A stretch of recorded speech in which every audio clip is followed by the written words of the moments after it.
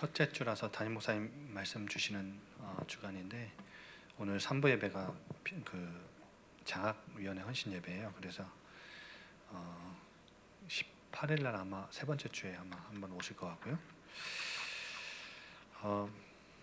여러분 우리가 그 똑같은 음식을 먹어도 어떤 사람에게는 약이 되고 어떤 사람에게는 독이 돼요. 그 당뇨병 환자를 예로 들어드리면 당뇨병 환자는 평상시에 설탕이나 사탕, 초콜릿 같은 거 이제 당분이 많은 것들을 먹으면 고혈당으로 혈당 수치가 확 올라가죠. 그래서 위험해져요. 근데 여러분 그 당뇨병 환자는 이 혈당 조절하는 이 조절 기능이 망가졌기 때문에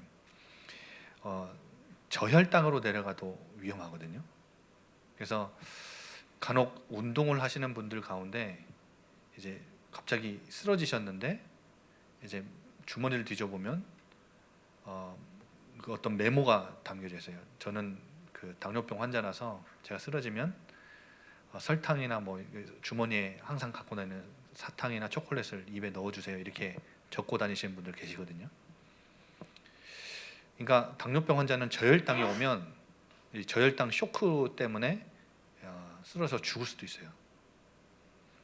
그때 뭘 먹어야 되냐면 이 설탕이나 사탕이나 초콜릿 같은 걸 꼭 먹어줘야 돼요. 그러니까 아까 말한 대로 똑같은 음식인데 어떤 사람은 독이 되고 어떤 사람은 약이 돼요. 살리기도 하고 죽이기도 하죠. 여러분 근심은 뭐지요? 우리 마음을 괴롭게 하고 애쓰게 만드는 마음이 바로 근심입니다. 그리고 근심의 정의는 마음이 놓이지 않고 불안해하는 마음을 바로 근심이라 그래요. 또 네이버 사전에는 이렇게 나와 있더라고요. 해결되지 않는 일로 속을 태우거나 우울해함, 이게 근심이래요. 여러분 근심 자체는 좋은 걸까요? 나쁜 걸까요? 좋은 건 아니지요. 그런데 오늘 본문에도 나와 있지만 똑같은 근심인데 살리는 근심이 있고 죽이는 근심이 있어요.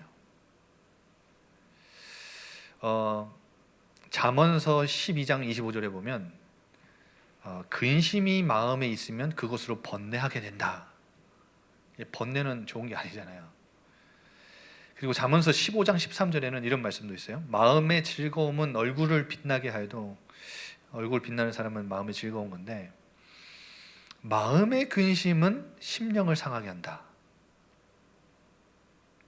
그러니까 마음의 근심이 있으면 우리 심령이 썩어 문드러져 간다는 거죠. 그리고 잠언서 17장 22절에는 이런 말씀이 있어요. 마음의 즐거움은 양약이라도 심령의 근심은 뼈를 마르게 한다. 그래서 늙어가면서 뼈가 이게 뭐 약해지는 거 당연한 노화 현상일 수 있지만 마음의 상태, 심령의 근심이 있으면 뼈가 말라버릴 정도로 영향이 있대요. 그래서 근심은 사실 근심 자체는 좋은 건 아니에요. 그런데 오늘 바울이 말하는 것에 의하면 살리는 근심이 있대요. 여러분 오늘 이 본문 고린도 후서를 읽었는데 이 배경을 조금 이해를 해야 돼요. 지금 그 고린도 지역은 지리적으로 동서남북 이제 나라들을 잇는 굉장한 중요한 요충지예요. 그래서 자연스럽게 많은 사람이 오가면서 상업과 무역이 발달했지요. 근데 여러분 이곳에 상업과 무역이 발달되면서 당연히 우상 문화와 또 여러 가지 여러 가지 이방 신들 종교들이 확 혼합이 됐겠죠. 근데 여러분 이때 당시 바울이 이제 사도행전 18장에 보면 고린도 지역에 가서 1년 6개월을 사역을 해요. 그래서 굉장히 성공적으로 브리스길라 아굴라 부부를 여기서 만났고요. 그리고 성공적으로 제자들도 찾아내서 교회를 든든히 세워놨어요. 그런데 여러분 이때 교회가 어려움을 당하는데 교회가 어려움을 당하는 두 가지 요소가 있었거든요. 그래서 첫 번째가 이 당시에 이 지역에 심각한 기근이 왔어요. 그래서 굉장히 경제적으로 어려웠어요. 그래서 바울이 고린도 지역에 가서 전도를 하는데 텐트 만드는, 천막 만드는 일을 본인이 직접 하면서 그 사역을 했어요. 그 정도로 교회가 이제 사역자에게 사례비를 주지 못할 만큼 굉장히 어려워진 거죠. 그리고 나중에 이런 고린도 전서에 보면 결혼 이야기 나오는데 바울은 결혼했을까요, 안 했을까요? 결혼 안 했잖아요. 그래서 청년들한테 고린도 전서의 청년들한테 결혼 이야기를 하는데 형편이 안 되면 하지 마라, 이런 식이에요. 근데 그 배경을 알아야 돼요. 여러분, 바울이 이렇게 얘기했다고 해서 나는 바울이 얘기했으니까 결혼 평생 안 해도 된다, 이렇게 여기면 안 되고, 아까 목사님 말한 대로 심각한 기근이 왔어요. 그래가지고 이제 약혼을 한 사람도 지금 결혼을 못한 상황이라.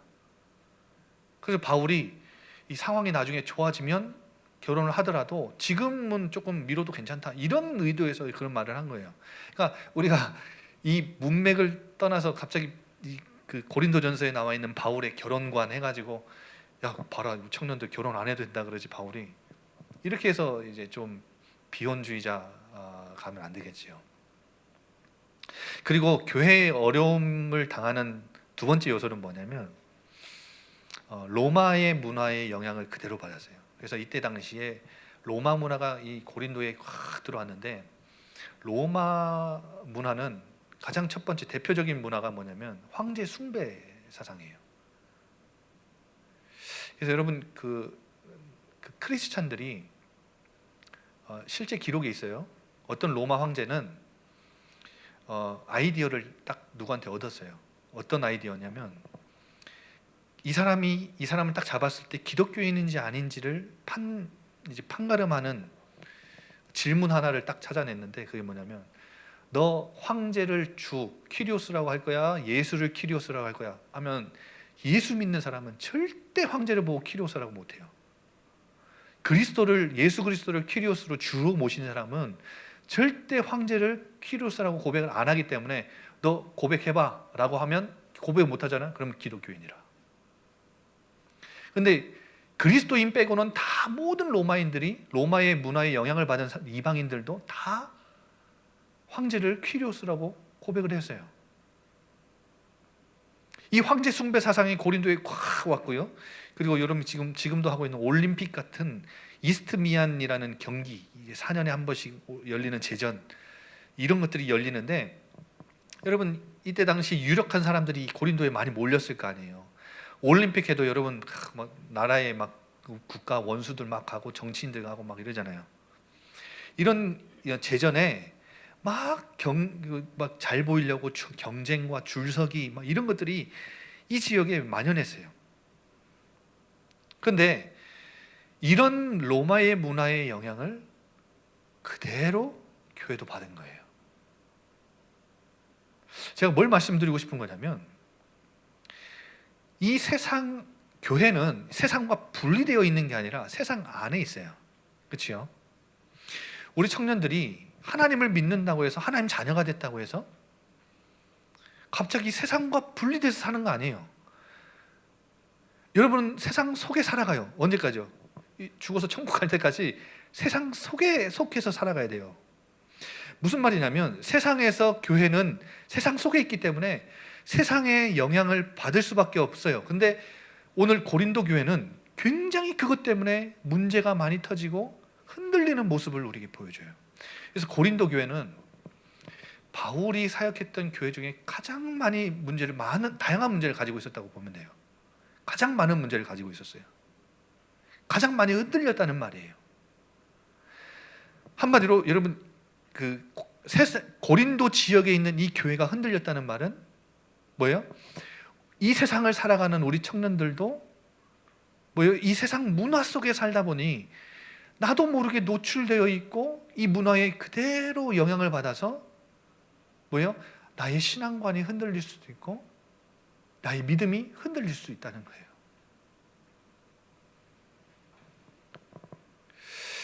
여러분, 그래서 바울이 이 교회의 문제를 해결하기 위해서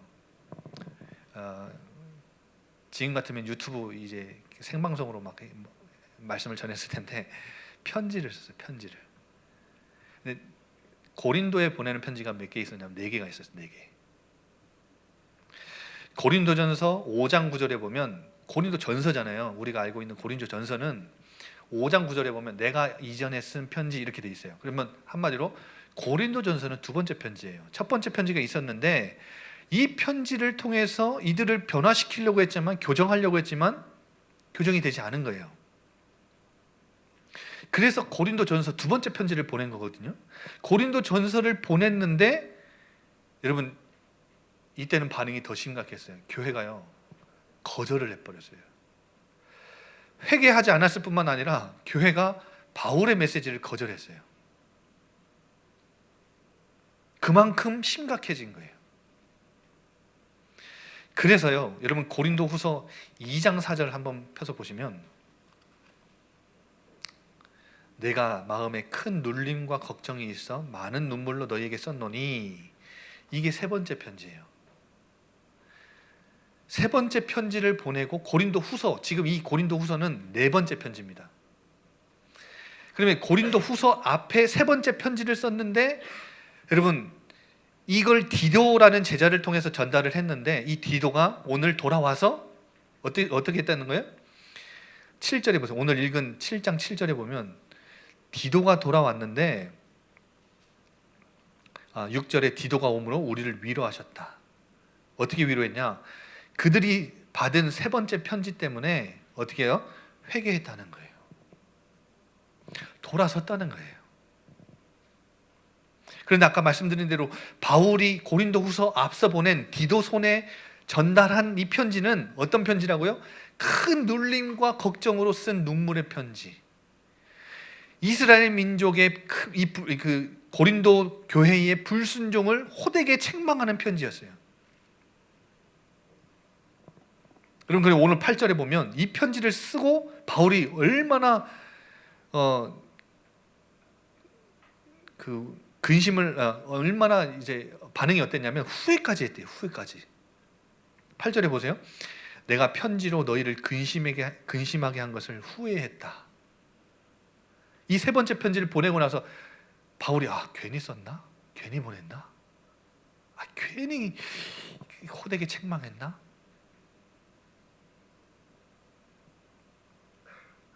그런데 8절 뒤에 보세요. 지금은 후회하지 아니한다. 왜 후회하지 않는데요? 9절에 오히려 기뻐한대요. 왜냐? 너희를 근심케 했기 때문에, 3번째 편지로 너희를 근심하게 했기 때문에 내가 기뻐하는 게 아니라, 그 3번째 편지, 호되게 책망한 그 편지 때문에 뭐 한 거예요? 너희가 회개했기 때문에, 돌아섰기 때문에 바울은 그 편지를 쓴 걸 잠깐 후회했지만 기뻐한대요. 지금은. 그래서 여러분 기억하세요. 3번째 편지를 받고 교회가 근심했다, 근심에 빠졌다. 이 근심을 바울이 어떤 근심이라고 딱 규정을 하냐면 9절, 10절, 11절 계속 나오죠. 뭐라고 나오냐? 하나님의 뜻대로 근심하게 됐다. 하나님의 뜻대로 된 근심이라고 해요. 여러분 아까 앞에 선언 제가 말씀드린 대로 똑같은 근심인데 살리는 근심이 있고 죽이는 근심이 있어요. 우리가 근심 없이 세상을 살 수 있을까요? 없지요. 우리 크리스찬들 다 근심 가지고 살아요. 그런데 여러분 오늘 말씀 잘 들어보세요. 하나님의 뜻대로 하는 근심은 회개를 낳고 생명을 낳기 때문에 살리는 근심이에요. 여러분 하나님의 뜻대로 하는 근심은, 저는 이걸 묵상을 해봤는데 어떤 의미냐? 하나님의 뜻 안에서 이루어진 근심이다. 여러분, 여러분에게 있는 그 근심 자체는 좋은 건 아니에요. 그런데 그 근심 자체가 하나님의 뜻 안에 있는 거룩한 근심이라는 거예요. 여러분 예를 하나 들어볼게요. 사무엘의 어머니 지금 우리 사무엘상 말씀을 계속 강의해서 듣잖아요. 사무엘의 어머니 한나가 아이를 갖지 못하고 출산하지 못하는데 이 분인나라는 여자가 계속 애를 펑펑 낳아요. 이 여자가 계속 이 한나를 괴롭히죠. 격분케 하고 어떻게 했다 그러죠? 마음을 괴롭게 했다 그러지요. 근데 이 한나가 얼굴에 근심빛이 가득해가지고 이 사건 때문에 하나님 앞에 나아가서 기도를 해요. 기도를 하는 중에 서원을 하지요. 나실인. 그 기도를 하는 모습을 보고 엘리 제사장이 돌아가라, 응답될 것이다 하니까 여러분 사무엘상 1장 18절에 이렇게 기록되어 있어요. 엘리의 말을 듣고 한나가 돌아가서 음식을 먹고 얼굴에 다시는 근심빛이 없었더라. 근심빛이 사라졌대요. 늘 이 문제 때문에 근심하고 있었는데 이 근심거리가, 이 염려거리가, 이 문제거리가 어떻게 됐다는 거예요? 하나님 앞에 서원하게 하고 엘리 제사장의 말을 듣고 하나님이 사무엘을 주시는 이 하나님의 역사와 일하심과 연결이 되지요. 그러니까 한마디로 이 근심은, 이 근심거리는 뭐예요?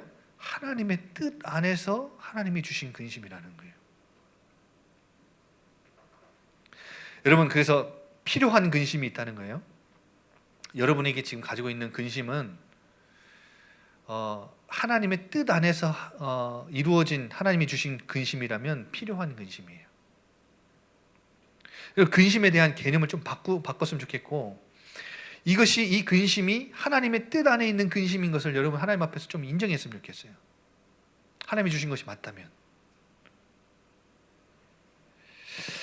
그리고 여러분, 하나님의 뜻대로 하는 근심이라는 말은 무슨 말이냐? 하나님의 뜻을 이루는 근심이다. 여러분, 하나님의 뜻 안에서 내게 주신 근심이 있고, 또한 이 근심으로 하여금, 우리로 하여금 하나님의 뜻 가운데 인도하는 근심이다.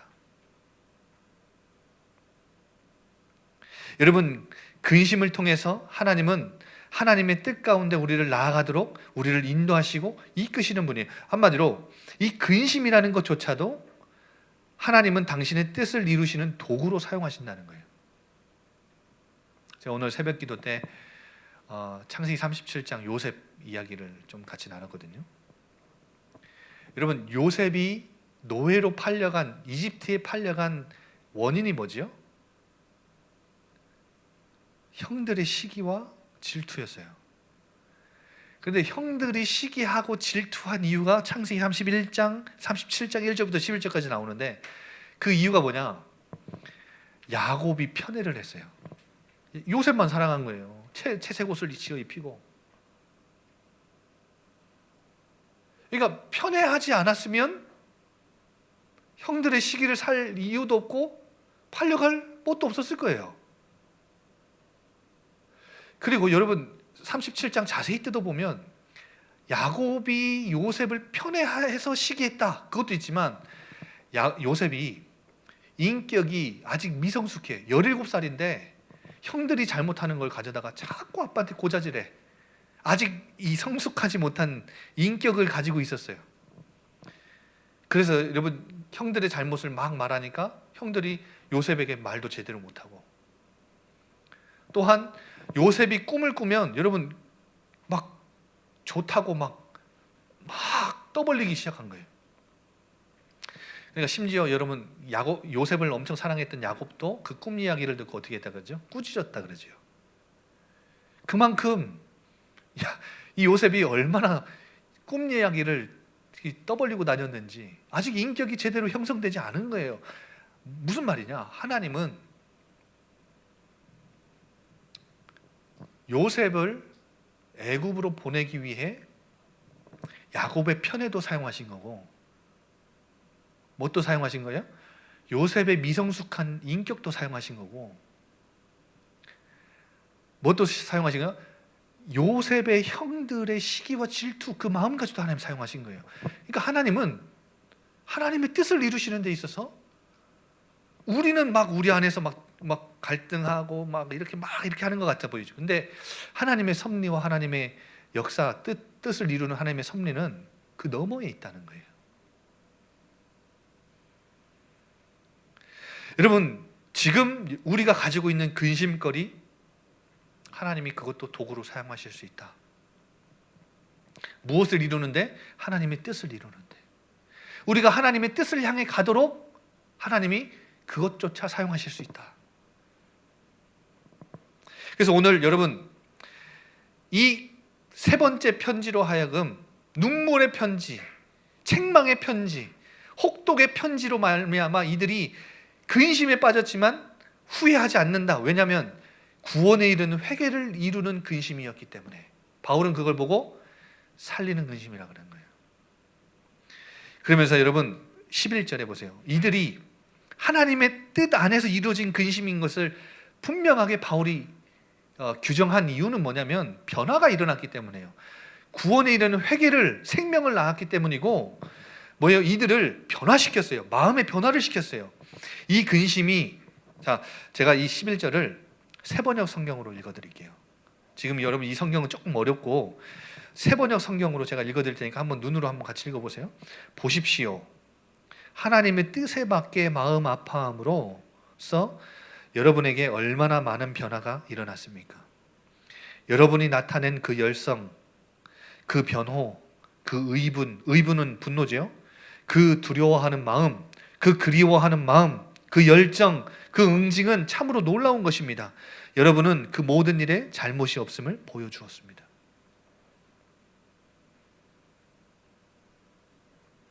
이들의 마음을 하나님께 다시 복음 앞으로 하나님의 뜻으로 돌이킨 근심이었다는 거예요. 여러분, 죽이는 근심 있죠? 세상 근심. 오늘 10절에 보면 세상 근심은 사망을 이룬다 그러죠. 여러분, 죽이는 근심이 있어요. 사망에 이르는 근심. 근심의 모양은 살리는 근심이나 죽이는 근심이나 전혀 다른 것 같지 않아요. 똑같아요. 그런데 이 세상 근심 결과가 완전 다르지요. 이 세상 근심은 어떤 근심이냐? 하나님의 뜻과는 상관없는 근심이에요.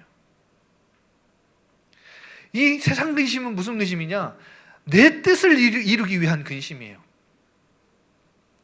완전히 세상적이고 육신적인 근심이에요. 예를 들어서 여러분, 번영, 성공, 유익, 편리, 출세, 어떻게 하면 더 잘 먹고, 어떻게 하면 더 잘 먹고, 잘 벌고, 어떻게 하면 더 잘 살고, 어떻게 하면 내가 더 잘 될 수 있을까? 이런 육신적인 세상적인 근심, 혹은 어떻게 하면 나를 더 세울 수 있을까? 나를 더 돋보이게 하고 나를 더 드러나게 할 수 있을까? 어떻게 하면 사람들에게 인정을 받고 칭찬을 받고 박수를 받을 것인가? 인기를 얻을 수 있을까? 여러분, 이런 근심, 하나님의 뜻과는 전혀 상관없는 근심.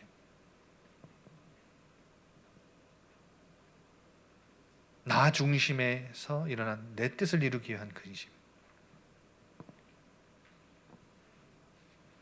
여러분, 베드로와 가룟 유다 아시죠?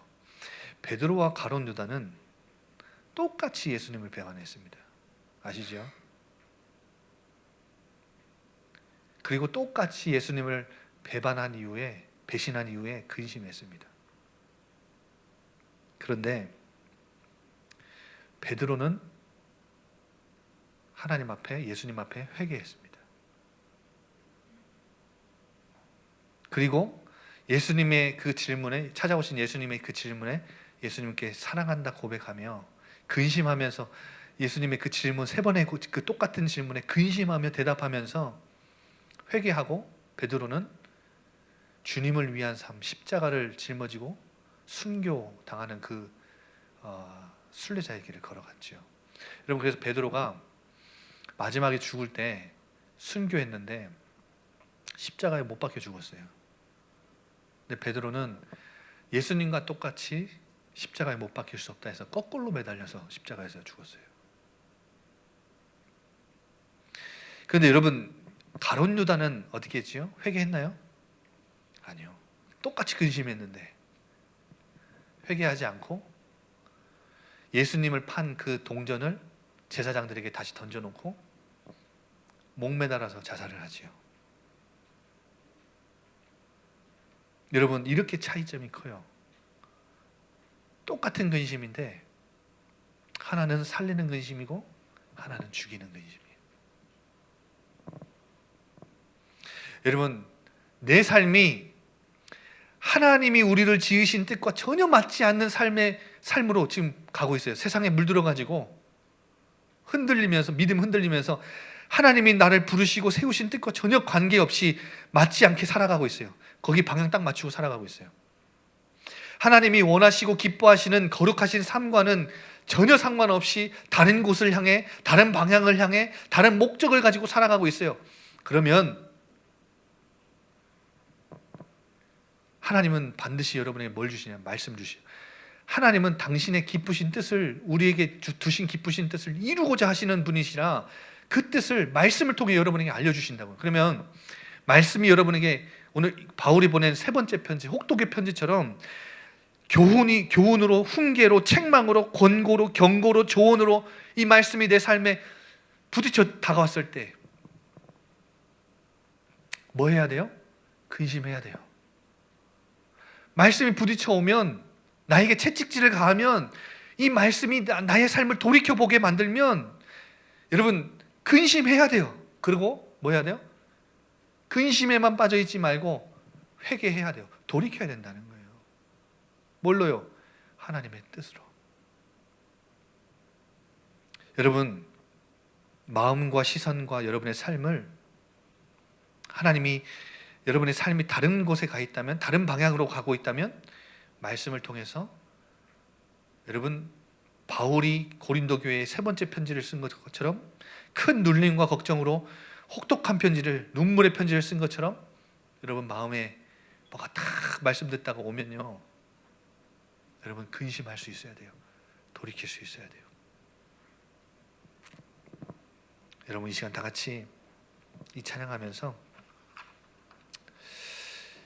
이번 한 주간 여러분의 삶에 하나님이 여러분을 부르시고, 또한 여러분 우리가 살아가는 모든 삶에 하나님의 뜻, 하나님의 원하시는 것, 거기다가 우리가 하나님 기뻐하시는 것에 우리 인생을 방향 맞출 수 있도록 하나님이 나에게 말씀으로 내 삶을 돌이키게 하시면, 부딪히게 하시면 우리가 살리는 근심, 그 속에 들어가서 하나님의 뜻 가운데 우리를 인도해 달라고, 우리 한번 시간 다 같이 기도하면서 이 찬양으로 고백하고 또 헌금 하나님 앞에 드렸으면 좋겠습니다.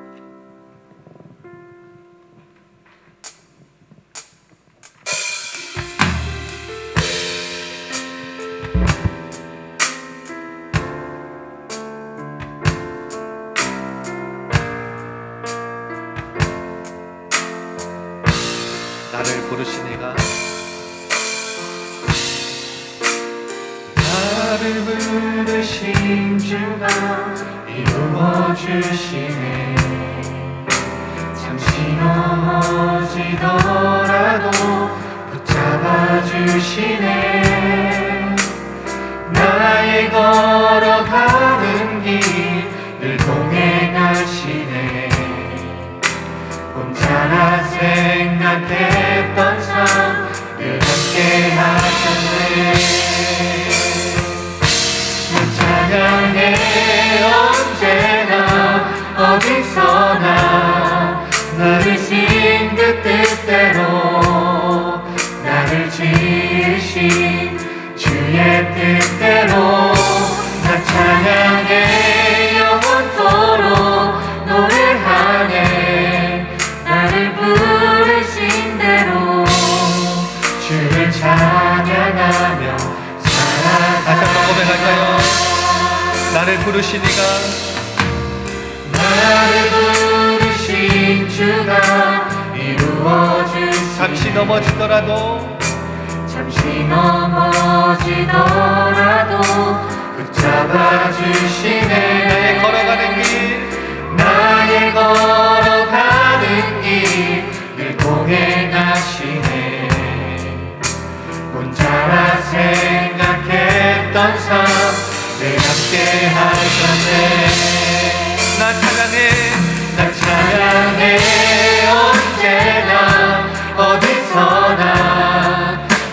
부르신 그 뜻대로 나를 지으신 주의 뜻대로 나 찬양해 영원토록 노래하네. 나를 부르신 대로 주를 찬양하며 나 찬양해 언제나 어디서나. 나 찬양해 언제나 어디서나 부르신 그 뜻대로 나를 지으신 주의 뜻대로 나 찬양해 영원토록 노래하네. 나를 부르신 대로 주를 찬양하네. 다시 한번 고백할까요? 하나님 우리가 찬양하겠습니다. 언제나 어디서나 나 찬양해 언제나.